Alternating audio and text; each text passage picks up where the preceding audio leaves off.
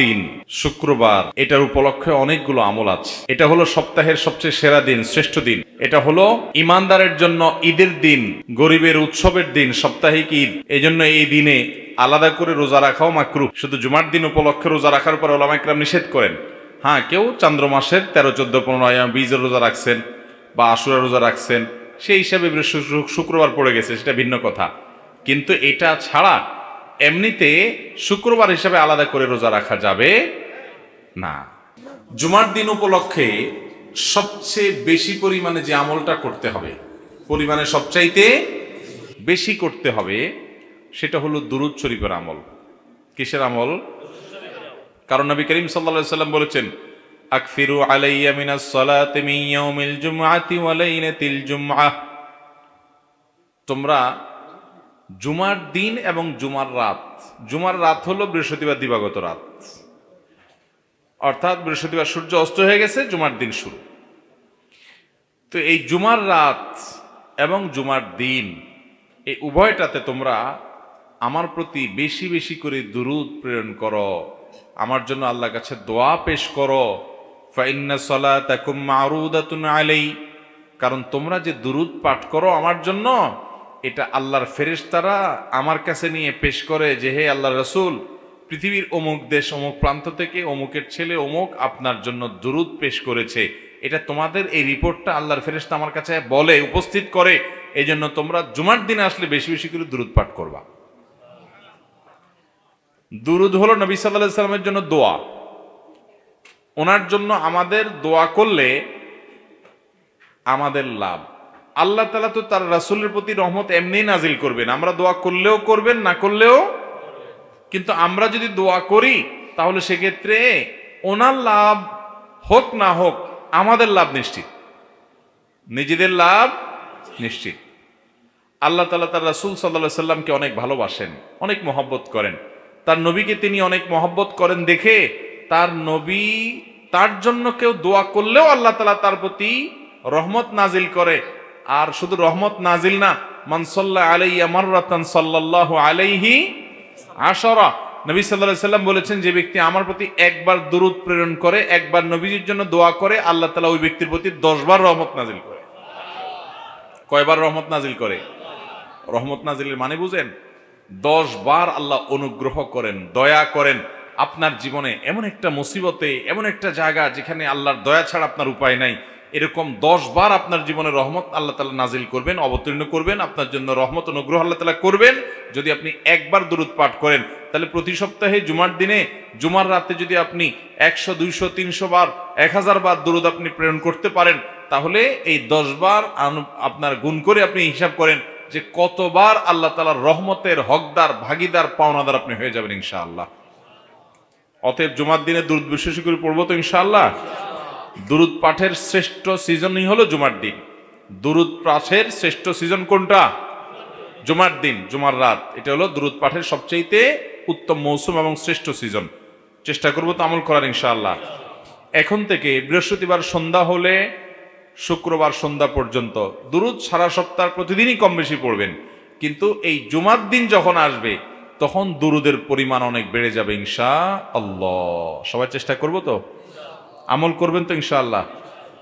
এবং যাতে একে অন্যকে স্মরণ করে দিতে পারি, সেজন্য পরিবারের সদস্যরা কোন এক ম্যাচে একসাথে আসেন, কোন এক জায়গায় একসাথে থেকে অন্যকে স্মরণ করে দিবেন যে ভাই জুমার দিন শুরু হয়ে গেছে, বৃহস্পতিবার সন্ধ্যা হওয়া মানে জুমার দিন শুরু হয়ে গেছে। অতএব কি আমল শুরু করো? দুরূদের আমল। দুরূদ পড়তে কি পয়সা খরচ হয় ভাই? অনেক বেশি কষ্ট হয়। দুরূদের মধ্যে সবচেয়ে শ্রেষ্ঠ দুরূদ হলো দুরূদ ইব্রাহিম। আল্লাহুম্মা সাল্লি আলা মুহাম্মাদ ওয়া আলা আলি মুহাম্মাদ কামা সাল্লাইতা আলা ইব্রাহিম ওয়া আলা আলি ইব্রাহিম ইন্নাকা হামিদুম মাজিদ। আল্লাহুম্মা বারিক আলা মুহাম্মাদ ওয়া আলা আলি মুহাম্মাদ কামা বারাকতা আলা ইব্রাহিম ওয়া আলা আলি ইব্রাহিম ইন্নাকা হামিদুম মাজিদ। পড়া যাবে না ইনশাআল্লাহ। এই দুরূদ ছাড়া অন্য যে কোনো দুরূদও পড়তে পারেন। সবচেয়ে সংক্ষিপ্ত দুরূদ সাল্লাল্লাহু আলাইহি ওয়াসাল্লাম পড়লেও চলবে। আল্লাহ তাআলা আমাদেরকে আমল করার তৌফিক দান করুন। তাহলে জুমার দিন উপলক্ষে একটা আমলের কথা জানলাম, সেটা হলো দুরূদ পাঠের আমল। করবো তো ইনশাআল্লাহ।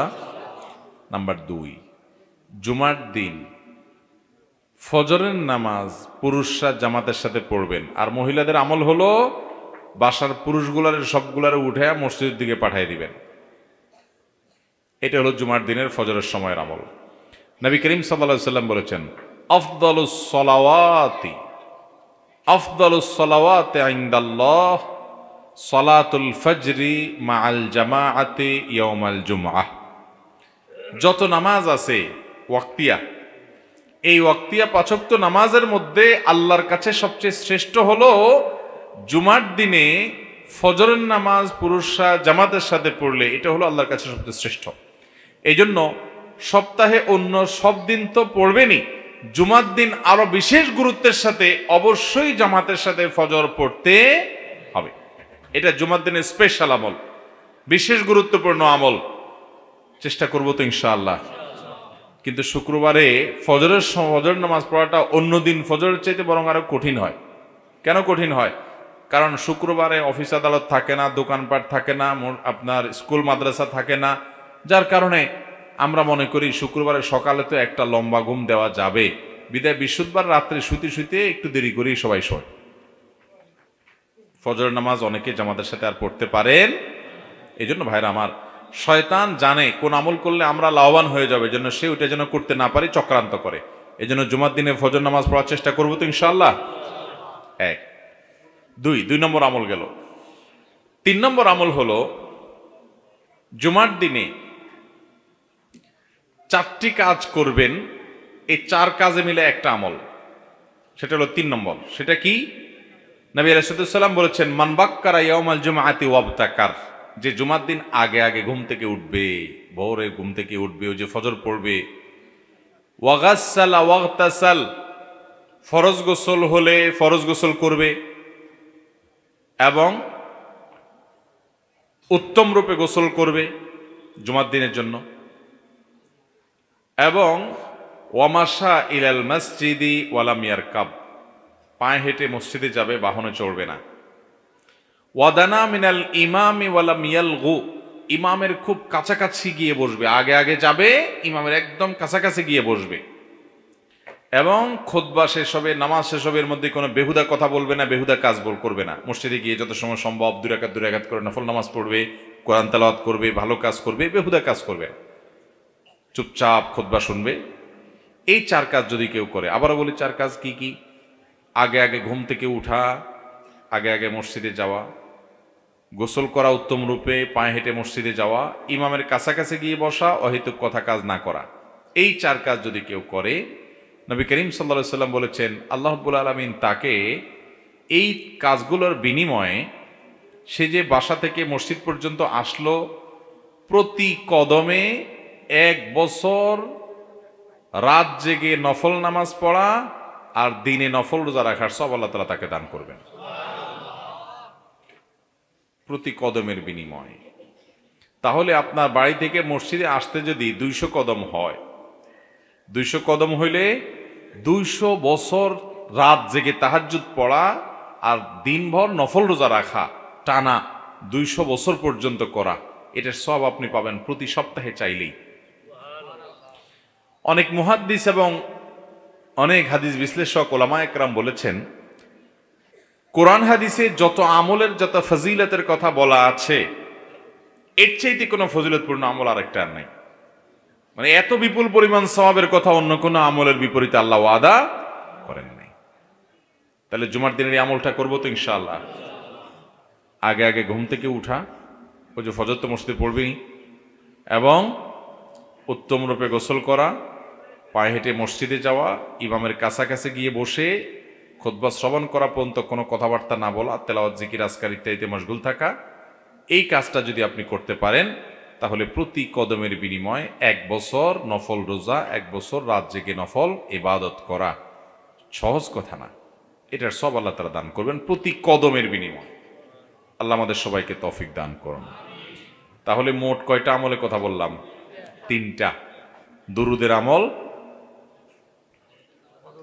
ফজর নামাজ জামাতের সাথে পড়া, 3 নম্বর কোনটা? আগে আগে ঘুম থেকে উঠে উত্তম রূপে গোসল করে পায়ে হেঁটে মসজিদে গিয়ে ইমামের কাছাকাছি গিয়ে বসা এবং কোন অনর্থক কাজ না করা। মনে থাকবে তো ইনশাআল্লাহ। নাম্বার 4, সূরা কাহাফ তেলাওয়াত করা। কোন সূরা তেলাওয়াত করা? এমন একটা সময় আমরা আসি ভাইরা, কিয়ামত যে খুব নিকটবর্তী হয়ে গেছে সেটা বিভিন্ন আলামত দ্বারা বোঝা যায়। নবী করিম সাল্লাল্লাহু আলাইহি সাল্লাম কিয়ামতের শতাধিক আলামতের কথা বিভিন্ন হাদিসে বলেছেন। সৌদি আরবের প্রখ্যাত আলেমে দ্বীন ডক্টর মোহাম্মদ আল আরিফি তার একটা বইয়ে তিনি 141টা আলামতের বিবরণ তুলে ধরেছেন, বিস্তারিত বিবরণ তুলে ধরেছেন। এর ভিতরে 131টা হলো কিয়ামতের ছোট আলামত আর 10টা হলো বড় আলামত। কিয়ামতের বড় আলামত আর ছোট আলামত চিনেননি আপনারা? কোনটা? ছোট আলামত কাকে বলে? কিয়ামতের ছোট আলামত কাকে বলে? চিনেন বলছেন, এখন তো বলতে পারতেছেন না।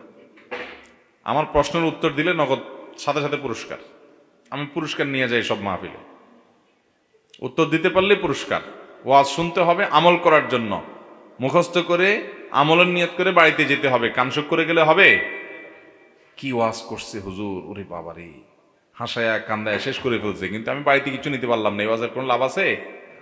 ওয়াজ শুনে যাবার সময় বাদাম কিনে বুট কিনে নিয়ে চলে গেছেন, এটার জন্য নিয়ে ওয়াজে আসছেন? এলেম নিয়ে যাব, আমলের সংকল্প নিয়ত নিয়ে যাব ইনশাআল্লাহ। তাহলে ছোট আলামত বড় আলামত কি বোঝা গেল বেশিরভাগ লোক জানেন না, ওলামায়ে কেরাম ছাড়া। তাহলে আমি বলে দিই, কিয়ামতের ছোট আলামত বলা হয় ওইগুলোকে যেগুলো কিয়ামতের অনেক আগে থেকে দেখা যায়, অনেক আগে থেকে দেখা যায়। আর কিয়ামতের বড় আলামত বলা হয় যেগুলো কিয়ামতের একেবারে শেষ মুহূর্তে গিয়ে দেখা দিবে, যেগুলো দেখা দিবে পটপট করে, এরপরে কিয়ামত হয়ে যাবে, ওইগুলোকে বলে বড় আলামত। কথা কি বুঝাতে পারছি? তাহলে কিয়ামতের ছোট আলামত কোনগুলা? যেগুলো কিয়ামতের অনেক শত শত বছর আগে থেকে দেখা দিচ্ছে। যেমন এখনো কিয়ামতের অনেক আলামত দেখা দিছে না, যায় নাই? পোলাপান বেশিরভাগই বাপমার অবাধ্য, এটা কিয়ামতের আলামত, যে সন্তানরা বাপমার কি হয়ে যাবে? অবাধ্য হয়ে যাবে। ছোট লোক, টোকাই, রংবাজ, অশিক্ষিত, মূর্খ, সন্ত্রাসী, চাঁদাবাজ, খারাপ মানুষ, এরাই বড় বড় নেতা হবে। হয়েছে না হয় নাই? ভদ্রলোক, সম্ভ্রান্ত, আমলি, ভালো মানুষ, এদের কোনো বেইল থাকবে না। হয়েছে না হয় নাই? কিয়ামতের আগে 131টা এরকম আলামতের কথা মোহাম্মদ আল আরিফি হাফিজাহুল্লাহ তার বইয়ে লিখেছেন। এগুলোর মধ্যে বেশিরভাগ আলামতই ইতিমধ্যে দেখা গেছে, এগুলো প্রকাশিত হয়ে গেছে। নবী সাল্লাল্লাহু আলাইহি ওয়াসাল্লাম বলেছেন, রিআ আশ-শা'i ইয়াতাতাওয়ালুনা ফিল বুনিয়ান ওয়া আনতারাল হুফাতাল উরাতাল আলাতা রিআ আশ-শা'i ইয়াতাতাওয়ালুনা ফিল বুনিয়ান। ছাগলের রাখালি করতো যারা এক সময়, আপনি যদি দুবাইতে যান, আপনি যদি মিডল ইস্টে যান, তাদের পূর্বপুরুষরা বেশি দিন আগের কথাও না যে তারা শত শত বছর ধরে ছাগলের রাখাল ছিলেন। এটা কোনো দোষের না, ছাগলের রাখাল, নবীরা ছাগলের রাখাল ছিলেন। এটা বাস্তবতা বোঝানোর উদ্দেশ্য যে তাদের জীবন জীবিকা এভাবে নির্বাহ করতেন তারা। কিন্তু এখন ইয়াতাতাওয়ালুনা ফিল বুনিয়ান, তারাই এখন বিশাল বড় বড় দালান কোঠা নির্মাণ করতেছে। হয়েছে না হয় নাই? আপনার বুর্জ খলিফা, বুর্জ দুবাই, বড় বড় টাওয়ার, বিশ্বের উঁচু উঁচু টাওয়ার তা নির্মাণ করছে কি করছে না? তো নবী সাল্লাল্লাহু আলাইহি ওয়াসাল্লাম কিয়ামতের যে আলামতগুলোর কথা বলেছেন, এই আলামতগুলোর বেশিরভাগই প্রকাশ পেয়ে গেছে। হ্যাঁ, বড় আলামত যেগুলো 10টা, সেগুলোর একটা এখনো প্রকাশ পায় নাই। ওইগুলো আসবে, ওইগুলো সবগুলাই প্রকাশিত হবে এবং কিয়ামতের আগে একটা একটা করে হবে। 3টা বড় বড় ভূমিকম্প হবে, আগুন বের হবে, সূর্য পশ্চিম দিক থেকে উঠবে, ঈসা আলাইহিস সালাম নাজিল হবে, ইমাম মাহদি আসবে, দাজ্জাল আসবে এবং পাহাড় ফেটে দাব্বাতুল আরদ নামক একটা প্রাণী আসবে। কিয়ামতের আগে এরকম বড় বড় 10টা আলামত ঘটবে ঠিক শেষ মুহূর্তে, কিন্তু কিয়ামতের ছোট আলামতগুলো অনেক আগে থেকে ঘটবে। আপনি যদি কিয়ামতের আলামতের হাদিসগুলো পড়েন তাহলে আপনি অবাক হয়ে যাবেন যে নবী সাল্লাল্লাহু আলাইহি সাল্লামের কথা সে 1450 বছর আগে বলেছেন, এখন সেগুলো কিভাবে একটা একটা করে খেটে যাচ্ছে। আমাদের পরবর্তী প্রজন্ম প্রত্যেকে এভাবে দেখবে যেগুলো বাকি আছে সেগুলোও ঘটবে, কারণ তিনি যা বলেছেন তার কোনো কিছুই মন থেকে বলেন নাই। ইন হুয়া ইল্লা ওয়াহয়ুন ইউহা মা ইয়ানতিকু আনিল হাওয়া। রাসূল হাওয়া থেকে কিছু বলেন না। আমাদের দেশে কিছু লোক বের হয়েছে যারা হাদিস মানে না, যারা ডাইরেক্ট কোরআনের উপর আমল করতে চায়, আছে না নাই? এই ভাইরা বলে না রাসূলের ব্যক্তিগত কথা আমরা মানব না, আমরা শুধু কোরআন মানব। রাসূলের ব্যক্তিগত কোনো কথা নাই ভাই। আল্লাহ তাআলা কোরআনে বলেছেন মা ইয়ানতিকু আনিল হাওয়া। আরবি যারা জানেন, আরবির একেবারে এই ক্লাসে, প্রথম ক্লাসের দ্বিতীয় ক্লাসের যারা ছাত্র তারাও জানে মা ইয়ানতিকু আনিল হাওয়ার মানে হলো নতকুন, মানে হলো কথা বলা। নবীর মুখ থেকে যত কথা উচ্চারিত হয় এর কোনোটাই তার প্রবৃত্তি থেকে হয় না। ইন হুয়া ইল্লা ওয়াহয়ু ইউহা, যাই উচ্চারিত হয় সেটা ওহী, আল্লাহর পক্ষ থেকে উচ্চারণ করানো হয়। অতএব নবীজির সব হাদিস মানতে হবে কি হবে না ভাইরা আমার? তো যাই হোক, যেটা বলছিলাম, কিয়ামতের আগে এই যে কিয়ামতের আলামতগুলো প্রকাশ পাইছে, যত কিয়ামত নিকটবর্তী হবে তত ইমানদারদের জন্য ফিতনা সংকুল সময় আসবে। আপনি দেখবেন এখন খারাপ পথে চলতে কোনো অসুবিধা নেই, ভালো পথে চলতে গেলে অসুবিধা, ঠিক না ভাই? ঠিক। আগে মানুষের জন্য মিথ্যা কথা বলাটা কঠিন ছিল, কারণ সমাজে বেশিরভাগ লোক সত্যবাদী হইতো, মিথ্যা বা কথাবাদী যে সে ধরা পড়তো। আর এখন সত্য বলাটাই কঠিন হয়ে গেছে, ঠিক কিনা বলেন? এখন সত্য বলাটা কঠিন হয়ে গেছে না? আগে হারাম খোরি কঠিন ছিল, এখন হালাল খাওয়াটাই কি? কিয়ামত যত নিকটবর্তী হবে মানুষ ভালো থাকাটা বরং কঠিন হবে, আর খারাপ থাকাটা কি হবে? সহজ হবে।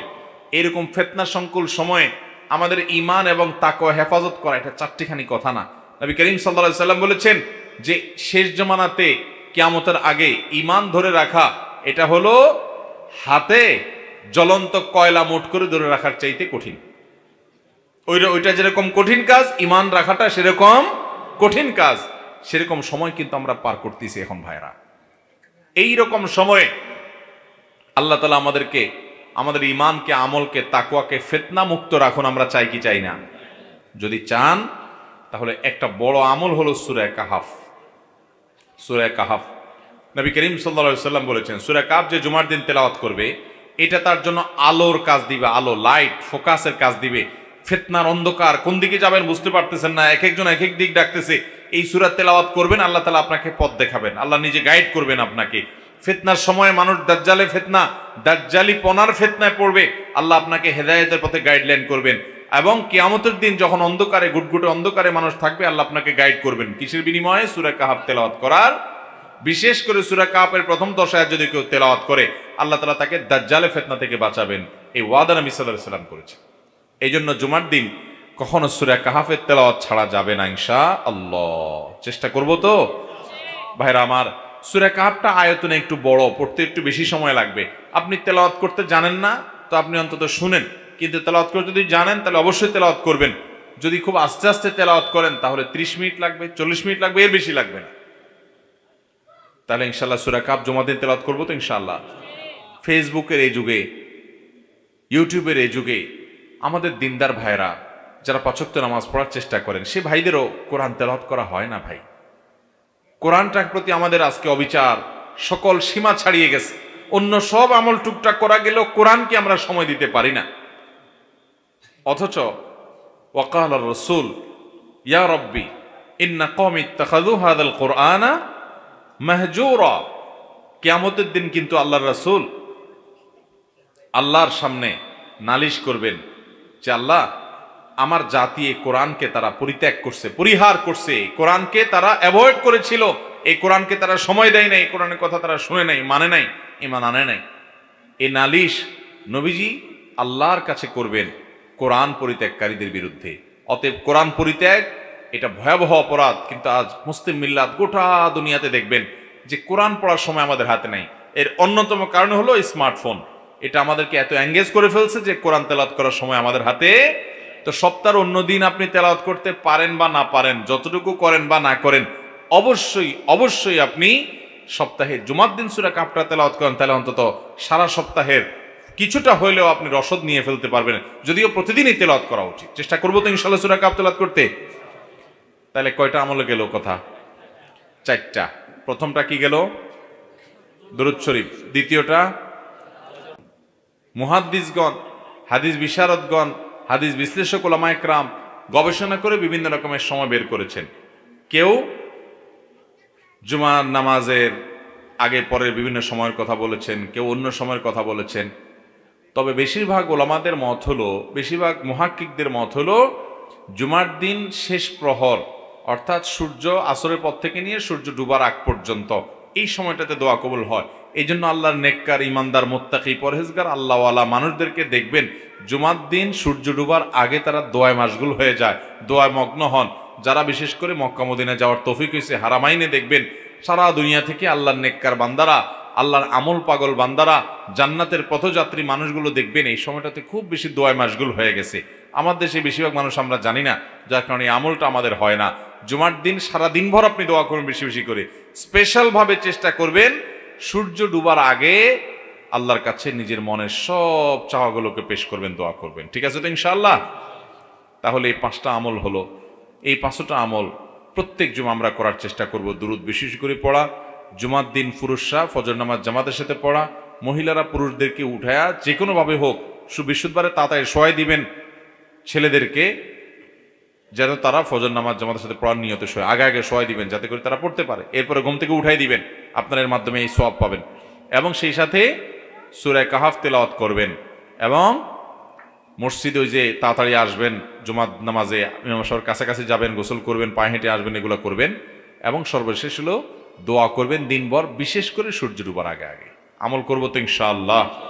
চেষ্টা করবো তো সবাই ইনশাআল্লাহ?